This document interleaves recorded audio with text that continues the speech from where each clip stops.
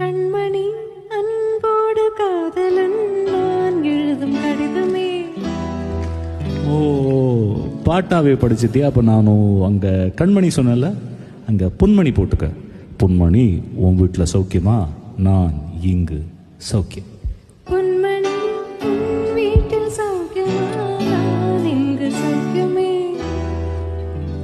ஒன்று நினச்சி பார்க்கும்போது கவிதை மனசில் அருவி மாதிரி கொட்டுது. ஆனால் அதை எழுதணும்னு உட்காந்தா அந்த எழுத்து தான் அந்த வார்த்தை. உன்னை எண்ணி பார்க்கையில் கவிதை கொட்டது, அதை எழுத நினைக்கையில் வார்த்தை முட்டது. ஓ